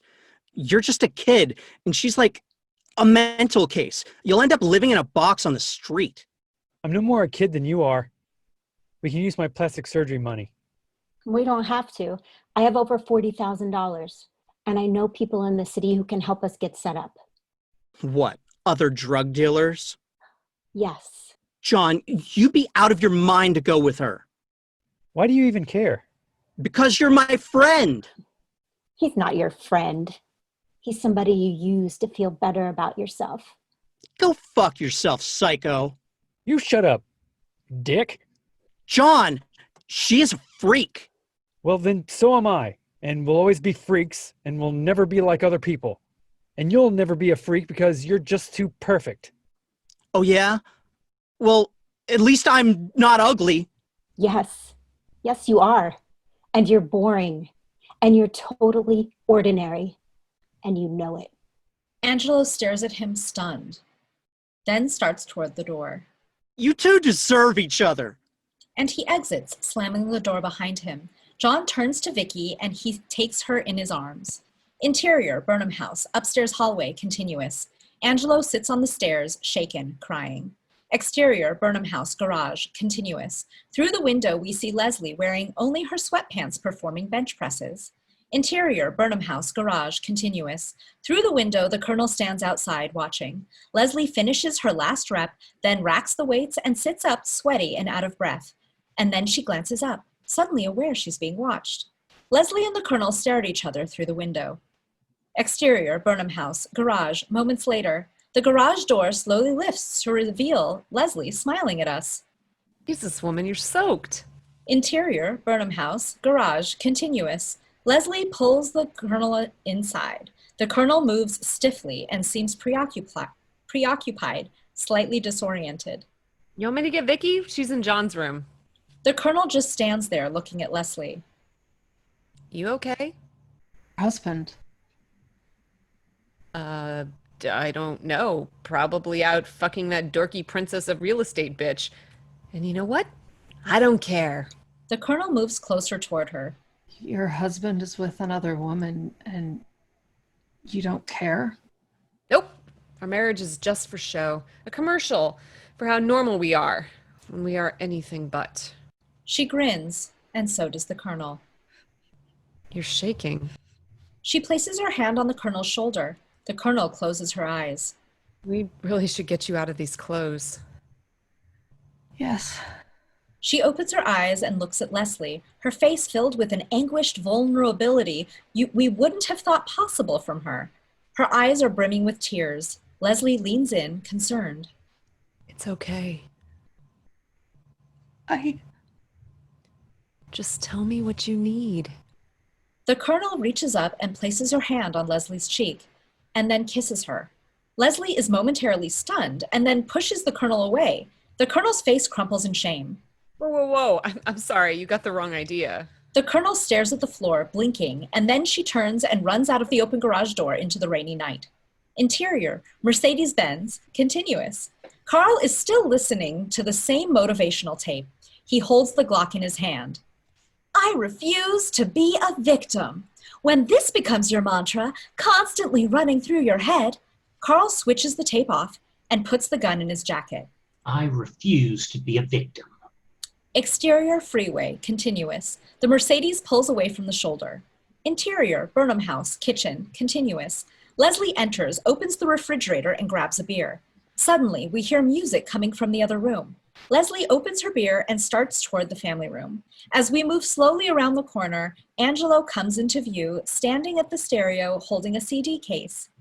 He's been crying. His face is puffy. His hair is mussed. He regards us apprehensively, then puts on a slightly defiant smile. I hope you don't mind if I play the stereo. Leslie leans against the wall and takes a swig of her beer. Not at all. Bad night? Not really bad, just strange. Believe me, it couldn't possibly be any stranger than mine. He smiles. They stand there in silence. The atmosphere is charged. John and I had a fight. It was about you. He's trying to be seductive as he says this, but he's pretty bad at it. Leslie raises her eyebrows.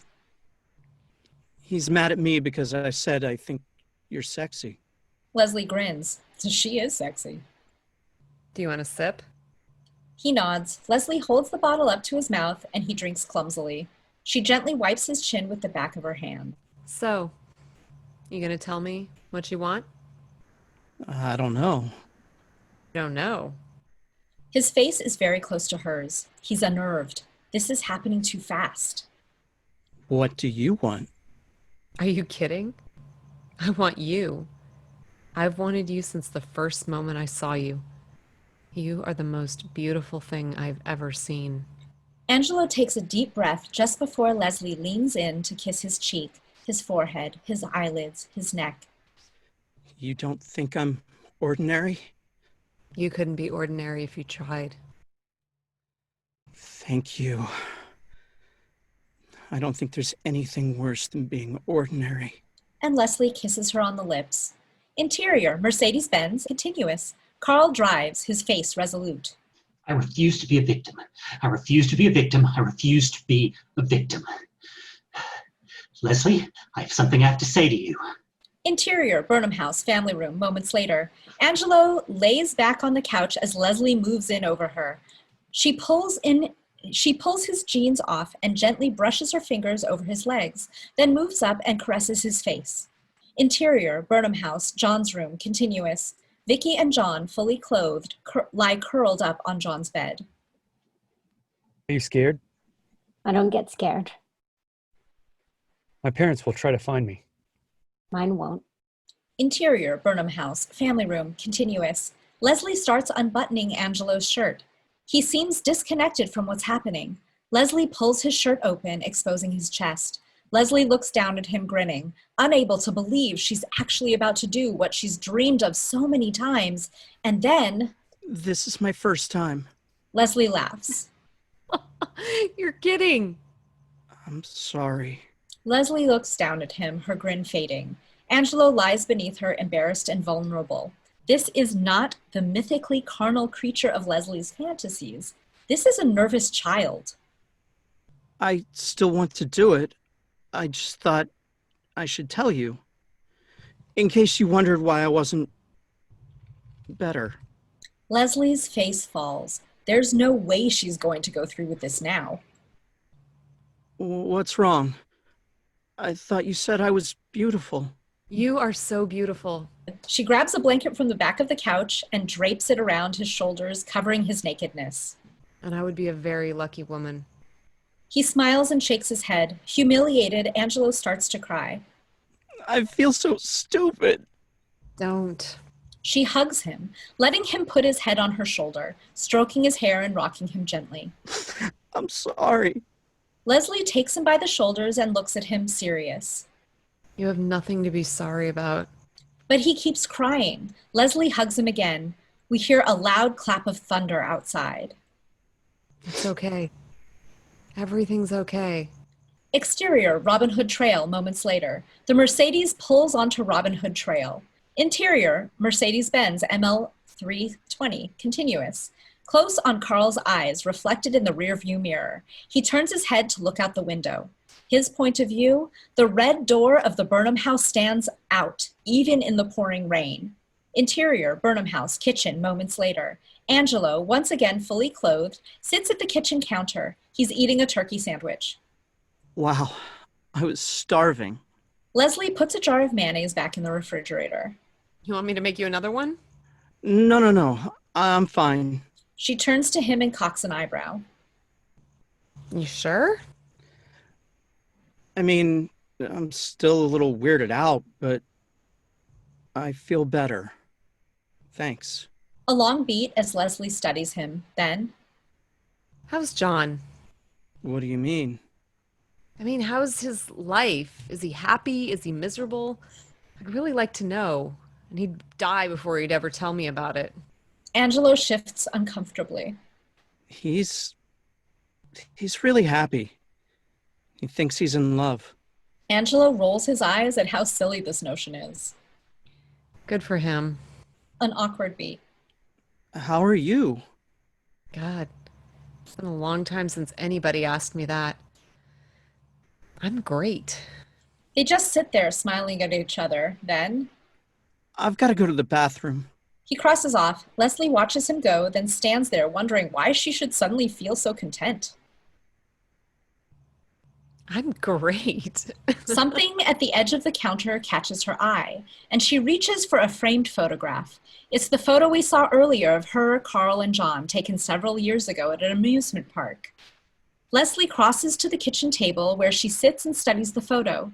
She suddenly seems older, more mature, and then she smiles, the deep, satisfied smile of a woman who just now understands the punchline of a joke she heard long ago. Man, oh man. Man, oh man, oh man. After a beat, the barrel of a gun rises up behind her head, aimed at the base of her skull. An arrangement of fresh-cut roses sits at the vase on the opposite counter, deep crimson against the white tile wall. Then a gunshot suddenly rings out, echoing unnaturally.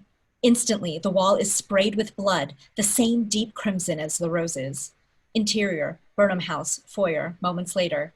Vicky comes down the stairs, followed by John. Interior, Burnham House, kitchen, moments later. Vicky opens the door from the dining room, then stops. John appears behind her. Oh, God. A pool of blood is forming on the kitchen table.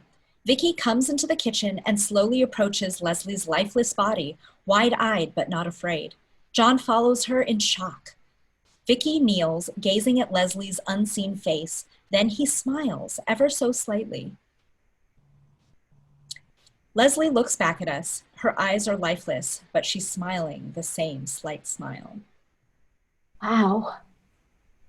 I'd always heard your entire life flashes in front of your eyes the second before you die.